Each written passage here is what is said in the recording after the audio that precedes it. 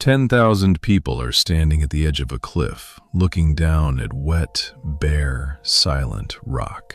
One of the most powerful waterfalls on the continent is gone. Someone shut it off, the way you'd shut off a tap in your kitchen. A few miles from that cliff, under the feet of couples posing for their honeymoon photos, a second river is roaring in total darkness, through tunnels taller than a 6-story building. Almost no one standing above it will ever know it's there. A boy in an orange life jacket tips over the edge of the falls, into the one place nobody is supposed to come back from. A few minutes later, a boat pulls him out of the water, alive. And somewhere in a control room, at night, a man turns a handle, and half a river quietly vanishes. By morning, it will be back where the tourists expect it. They will never notice it was gone. All of that is one place, Niagara. You've seen the postcard, the rainbow, the wall of mist, two countries leaning over the same green water. What the postcard leaves out is that almost nothing here is wild anymore. The water you came to see falls when we allow it to, in the amount we decide, at the hours we choose. So here's the question, worth the next half hour of your life. What kind of natural wonder comes with an off switch? And why did someone once flip it all the way to zero?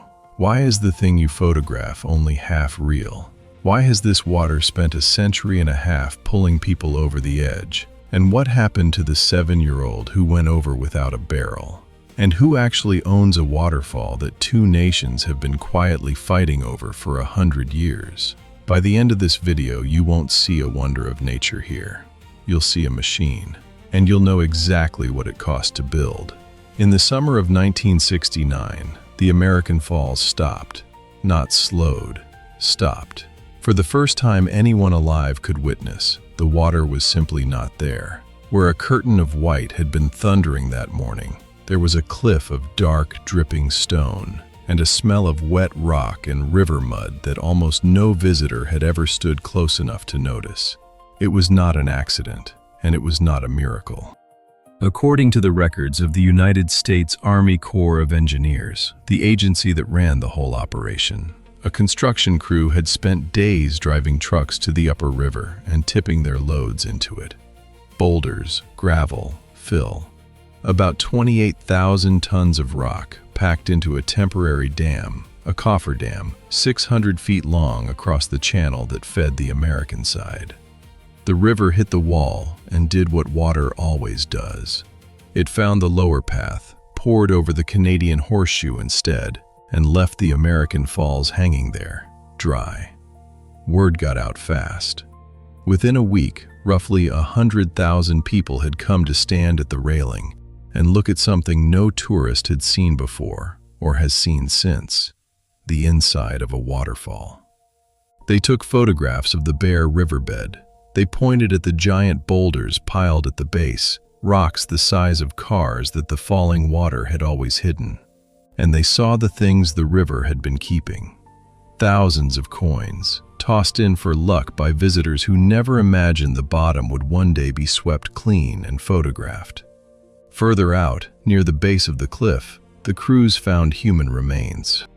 People the river had taken years earlier and never given back. Uncovered now under a dry blue sky. The engineers had not drained a waterfall for the spectacle. They had a problem to solve. At the foot of the American Falls sat an enormous heap of loose rock and boulders called talus, and it had been growing.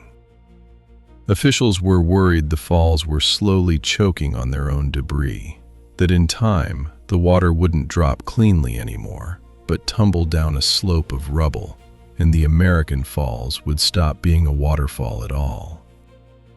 They wanted to get in there, on foot, and decide whether to haul the rubble away. So for 6 months, men in hard hats walked around on the floor of a waterfall. They drilled into the rock and pulled out cores. They poured colored dye into the cracks to watch where the water went. They bolted sensors to the cliff to feel it breathe. And at the end of it, after all that machinery and money and rock, they made a decision that sounds like a joke. They decided to do almost nothing, to leave the rubble exactly where it was, take out the dam, and let the water come back. To understand why the smartest thing was to walk away, you have to know what those 6 months on the dry cliff actually revealed. The falls were not sitting still. They were running away from us, and they had been running for 12,000 years. Here is the thing nobody tells you when you're standing at the railing. The waterfall in front of you is not where it started. It's not even close. When the last ice age let go of this land, about 12,000 years ago, the falls were 7 miles downstream from where you're standing now, right at the edge of a long, rocky ridge called the Niagara Escarpment. Every year since, they have been eating their way backward, upstream, toward Lake Erie. 7 miles of canyon behind the falls is not a canyon the river dug on its way down. It's the trail of a waterfall crawling in the opposite direction, one collapse at a time. The reason is in the rock, and it's simple enough to hold in your hand. As the New York State Museum describes the gorge, the lip the water pours over is a hard cap of dolostone from something called the Lockport Formation, laid down in a shallow sea more than 400 million years ago. Directly beneath that hard cap sits a much weaker layer, the Rochester Shale, soft enough to crumble between your fingers. Now think like an engineer for a second, because the failure is almost mechanical. The river pours over the edge and slams into the base with enormous force. It doesn't wear away the hard cap on top. It reaches under it and scoops out the soft shale below, hollowing out the support like someone digging sand from under a paving stone. Sooner or later, the hard shelf on top is a shelf over nothing, and a slab of it, sometimes the size of a house, snaps off under its own weight and crashes down. Then, it happens again, and again. Each collapse moves the whole waterfall a little further upstream. For most of its life, Niagara has been retreating at a startling pace, roughly 3 feet every single year. Fast enough that a person who lived a long life beside it could see the edge in a different place than where they were born. Run that forward and the ending is not gentle. Keep grinding backward at that rate, and in tens of thousands of years the falls would reach Lake Erie, and the drop would be gone.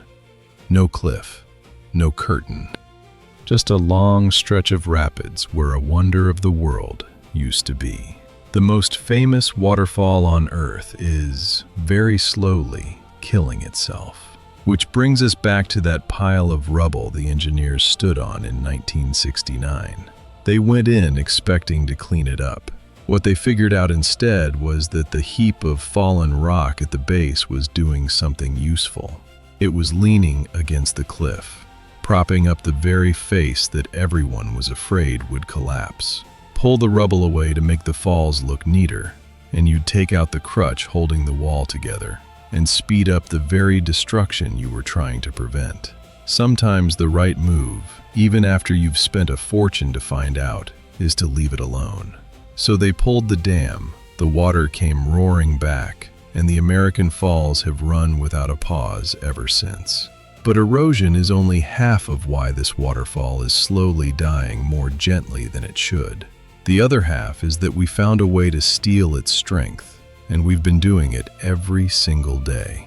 Half of the water that should be crashing down and grinding at that soft rock never reaches the edge at all. Before I show you where a river that size can possibly hide, one quick thing. If the idea that a waterfall has a tap already has your skin crawling a little, subscribe. This channel goes to the places the tour guides walk you past. Now let's go underground. Look at the falls in a photograph, and you are looking at a lie of omission. Not the whole river, barely half of it.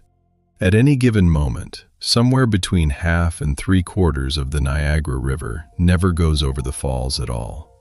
Long before the water reaches the edge, a large share of it is pulled off to the sides, on both the American and the Canadian banks, and swallowed into tunnels. Not small pipes. Tunnels wide enough to drive trucks through, fed by steel gates nearly 60 feet tall. Gates that can drop down and seal off a flow of water bigger than most rivers you've ever seen. That water doesn't fall. It slides, in the dark, downhill through the rock, past the falls entirely, and comes out miles downstream at the base of two enormous power plants, one flying an American flag, one flying a Canadian one. Then, its work done, it's poured back into the river below the falls, where the tourists have already taken their photos and gone. So while you stand at the railing, feeling the mist on your face, listening to that roar, convinced you're watching raw, untamed nature, the truth is running under your feet. The real river, or a good part of it, is moving through a tunnel in total darkness, quietly making electricity, and you will never see it. There's a reason this spot, out of all the rivers in North America, became the birthplace of large-scale electric power, and it's pure engineering. The power you can pull out of moving water is basically its flow rate multiplied by the height it drops. You need both. Plenty of rivers move a lot of water on the flat, and plenty of cliffs are tall with barely a trickle over them. Almost nowhere on Earth do you get a huge volume of water and a steep, natural drop in the same place. Niagara is one of those rare places, which is why the machinery grew here first and grew enormous. How much water gets taken depends on the time of day, and the reason is almost funny. It's written into an international treaty. The 1950 Niagara River Diversion Treaty, signed by the United States and Canada, spells it out in plain numbers. During daylight hours in tourist season, when the crowds are thickest, the treaty demands that no less than 100,000 cubic feet of water per second keep pouring over the edge, purely so the falls look grand for the people who paid to come. At night and through the winter, when almost no one is watching, the gates open wider and more of the river is siphoned off to make power. The falls, in other words, are on a schedule. They perform at full volume when there's an audience and get quietly turned down when there isn't. The grandeur you drove all that way to feel is a setting on a dial, adjusted for your benefit and then turned back down the moment you leave. There's an awkward problem buried in all of this, and both countries had to solve it the same way. People want the biggest, loudest, most spectacular flood of water during the day. But daytime is also exactly when everyone's air conditioners and factories and lights are demanding the most electricity. The water you want for the view is the same water you want for the power, at the same hour. It's as if solar panels only worked at night. So on both sides of the border, engineers built reservoirs up on the high ground. At night, when nobody's watching the falls and nobody needs much power, they run the spare water uphill and store it in those reservoirs. Then, during the day, they let it rush back down, adding it to the flow through the turbines, so the plants can make the most power at the exact hour it's needed most, without stealing it from the view. And here's a detail that tells you everything about this place. Almost every piece of that machinery, the tunnels, the gates, the reservoirs, the pumping stations, exists twice. Once on the American side, and again mirrored on the Canadian side. Two countries built nearly identical hidden machines under the same waterfall, as if neither one could stand the thought of the other having a bigger one. Even at its loudest, in peak season, at midday, only about half the river is actually going over the falls. Picture the whole thing at full strength, every drop, the way it ran before any of us arrived, and you start to understand how much we've quietly taken. But even a half-strength Niagara is still one of the few places on Earth where people have looked at the edge and instead of backing away, decided to go over it on purpose. Some of them in barrels. One of them, 7 years old, wearing nothing but a life jacket. The first man to make a spectacle of the gorge didn't go over the falls. He walked above them. In the summer of 1859, a French tightrope walker strung a rope across the Niagara Gorge, from one country to the other, more than 160 feet above the rapids, and stepped out onto it. No net, no harness, just a long balancing pole and a river below him that had already killed more people than anyone had bothered to count. He crossed. Then he made it worse. He went out again, blindfolded. He went out on stilts. He carried a man across on his back. And, in the stunt that made his name immortal, he walked to the middle of the rope, stopped, sat down, pulled out a small stove, lit a fire on the wire above the whirlpool, cooked an omelet, and lowered it on a rope to the passengers on a little steamboat waiting in the water below. Then he stood up and finished the walk, eating breakfast over the abyss. The crowds loved it, and the crowds are the point, because once one person had turned the deadliest water in North America into a stage, others lined up to top him. And the next act didn't want to cross the falls. She wanted to go over them. In 1901, a 63-year-old schoolteacher climbed into a wooden barrel she'd designed herself, padded it with a mattress, had a friend screw down the lid, and was towed out into the river above the Horseshoe. She'd never done anything like it. She was doing it because she was poor and alone and out of options, and she thought fame might feed her. The barrel went over the edge and vanished into the churning white at the base. For long minutes, no one knew. Then it surfaced downstream, and when they pried the lid off, she was alive, dazed, bleeding from a small cut on her head, but alive. The first human being ever to go over Niagara Falls and live. Here is the part that never makes the postcard. The fame she risked her life for never came. She made almost no money from the stunt, was cheated by a manager who ran off with her barrel, and she died 2 decades later in poverty. Her funeral was paid for by public donation. She'd beaten the most dangerous waterfall on the continent, and it still took everything she had. The ones who came after her found out the falls didn't grade on effort. In 1930, a man went over in a barrel built like a fortress, and the barrel held. It held so well that when it got trapped behind the wall of falling water and spun there for hours, he ran out of air and suffocated inside his own invention. His pet turtle, sealed in with him, reportedly crawled out alive. Over the following decades, the toll kept climbing, and after one more death in the early 1950s, the authorities gave up on the romance of it and simply made the stunt illegal, punishable by heavy fines and arrest. By then, the count was grim. Of the roughly 16 people who deliberately went over the falls in a barrel or something like one, only about 11 walked away. The rest are why there's a law. And then there's the one who never chose to go at all. On a July afternoon in 1960, a small boat with 3 people aboard lost its motor in the upper rapids, above the Horseshoe, in the fast water where nothing can hold you.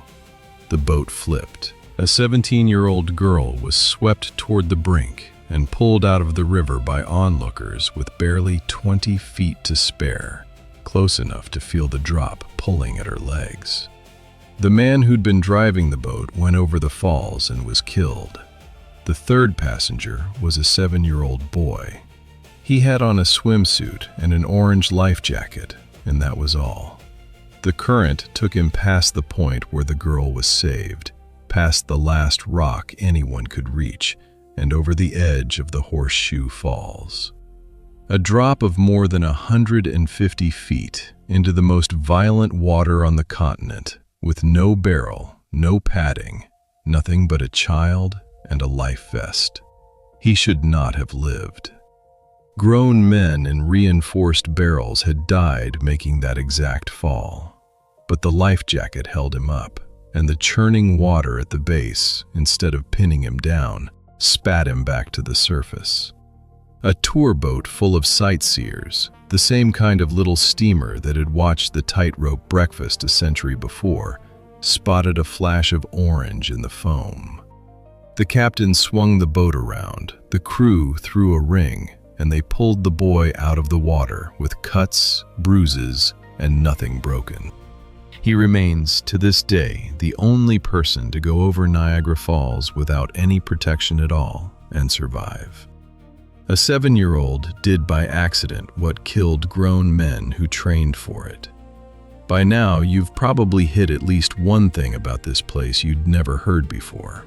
If you have, I'm curious which one. Drop it in the comments. What's the fact about Niagara that surprised you most so far? The off switch, the hidden river, or the boy who went over and lived? I read them, and it tells me where to dig next. Then, stay with me, because the strangest fight over this water is still coming. The people who threw themselves at this water did it for glory, or for money, or by terrible luck. But there was a bigger fight going on around the same falls, and it wasn't about fame.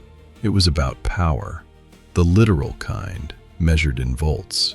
And it started with a name almost everyone knows, though almost no one knows he won his war right here. Before Niagara made electricity for anyone, it settled an argument. In the 1890s, two visions of how to electrify the world were at each other's throats, in what later got called the War of the Currents. On one side stood Thomas Edison backing direct current, the kind that could only send power a mile or two before it faded. On the other stood the inventor Nikola Tesla and the industrialist George Westinghouse, betting everything on alternating current, which could be pushed to high voltage and shipped across long distances. The whole quarrel was really about one engineering question. If you build a giant power plant somewhere, how far away can the electricity actually be useful? Edison's answer was, not very. Tesla's answer was, as far as you want. And there was no better place on the planet to prove who was right than a canyon with an ocean of falling water and no city built around it. In 1893, the company formed to harness Niagara made its choice, and it chose Tesla's alternating current. Machines were built around his patents, generators the size of houses, designed to turn the weight of the river into current. On a night in 1895, the first of them spun up and the plant began producing power for real, full-time. The proof came the next year. In 1896, the switch was thrown, and Niagara's power leapt down the wires to the city of Buffalo, 26 miles away. 26 miles, a distance that would have been laughable for Edison's system. The lights and the streetcars of a whole city, running on a waterfall nearly half an hour's drive out of town. That was the moment the argument ended. Alternating current had won, and the electrical grid that runs your house right now, more than a century later, is built on the pattern first proven at these falls.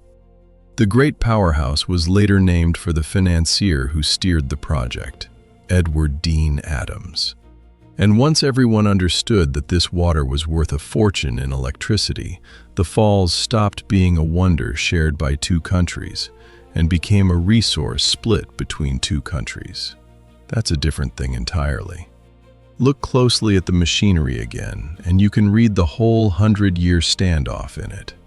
Two nearly identical systems of tunnels and plants and reservoirs, one American, one Canadian, staring at each other across the same river. The treaty that decides how much water becomes electricity and how much stays a view reads less like a celebration of a natural wonder and more like two neighbors carefully dividing something valuable so neither can accuse the other of taking more than their share. Even the control dam upstream, the structure that fine-tunes the flow, doesn't reach all the way across the river. It doesn't need to. It just needs to hold the balance between what belongs to the show and what belongs to the wires. But this war over water had a price, and it wasn't the two governments who paid it. It was the people who happened to live next to something everyone else wanted. Niagara Falls, the town, has spent 2 centuries selling romance. They call it the honeymoon capital of the world, and the reputation is old. It goes back to about 1801. When the daughter of an American vice president came here with her new husband, one of the first famous couples to make the trip. A few years later, the brother of Napoleon Bonaparte brought his bride, and the fashion stuck. Once the Erie Canal and then the railroads made the journey easy, the falls became the place a married couple was supposed to go, and the town grew up around that promise. Heart-shaped beds, honeymoon suites, gift shops, the whole industry of love built at the lip of the gorge. Underneath the romance, the ground tells a harder story. In 1956, on the American side, one of the big power stations, the Schoellkopf plant, tucked into the gorge wall below the falls, began to leak. Water seeping in behind the rock loosened the cliff, and in the space of an afternoon, 2/3 of the station tore loose and collapsed into the gorge, taking a worker's life with it and destroying a fortune in equipment. It was that disaster that opened the door for a new, enormous power project, and that project needed land. The land it took belonged to the Tuscarora, one of the native nations whose reservations sat near the river. To build the reservoir the new plant required, the state moved to seize hundreds of acres of Tuscarora land. The nation fought it, all the way to the highest court in the country, and in 1960, they lost. Their land was taken, paid out at a fixed price per acre, and flooded to store water for the turbines. The romance capital ran on ground that had been someone's home, taken over their objection, and drowned. And then there's the quiet neighborhood a short distance from the falls with a soft, pretty name, Love Canal. For roughly a decade, from the 1940s into the 50s, a chemical company used an old canal trench there as a dump. It buried something on the order of 21,000 tons of chemical waste in the ground, including known cancer-causing compounds, then covered it over with dirt. When it was full, the company sold the land to the local school board for $1, with a note in the deed washing its hands of what was underneath. On top of that buried poison, the town built a school and streets and around 100 homes, and families moved in and raised children there for years. The ground gave them up eventually. By the late 1970s, chemicals were seeping into basements and backyards. Residents were seeing miscarriages, birth defects, and illnesses at rates that terrified them. It became a national scandal, and in 1978, the President of the United States declared a federal emergency over a disaster nobody could blame on any storm or flood. It was man-made, buried under a neighborhood in the honeymoon capital of the world. The outrage from Love Canal is what pushed the country to create its law for cleaning up toxic sites, the program known as Superfund. That's the ground the postcard is printed on, the rainbow and the mist on top, the taken land and the buried poison underneath. So stand back and look at the whole thing at once. A waterfall with an off switch that we once flipped all the way to zero and walked around on the dry floor of. A wonder that has been running away from us for 12,000 years, slowly killing itself, that we've learned to keep alive by robbing it. A river that mostly flows in the dark, under the feet of the people who came to admire it, on a schedule written into a treaty. A stage that has pulled tightrope walkers and school teachers and one small boy over its edge. A canyon where the modern electric world was born and then divided up like spoils. And a town selling love on top of stolen ground and buried poison. At the start, I told you that you'd stop seeing a wonder of nature here. Here's the cleaner way to say it. When we needed to know what Niagara looks like without us, we found out exactly once, in 1969, when the American Falls stood there bare and silent and dead. Every other day of your life, the thing you picture when someone says Niagara, the roar, the mist, the impossible curtain of water, falls because we let it, in the amount we chose, at the hour we decided. It's still beautiful. That's the strangest part. We took a wild thing, wired it, drained it, divided it, scheduled it, and it still stops your breath when you stand at the rail. We just don't get to call it wild anymore. We built the machine. We only rent it back the feeling of nature. 100,000 cubic feet a second on a timer for the daytime crowds. If this changed the way you see the most famous waterfall on Earth, leave a like. And tell me in the comments which part got under your skin the most. The day they turned the falls off? The 7-year-old who went over and lived? The war Tesla won right here? Or the poison buried under the honeymoon town? If you want me to go deeper on one of them next, the War of the Currents, Love Canal, or the Daredevils who challenged the drop, say so and subscribe, because this channel keeps going to the places the brochures skip. The water will be waiting. It falls when we tell it to.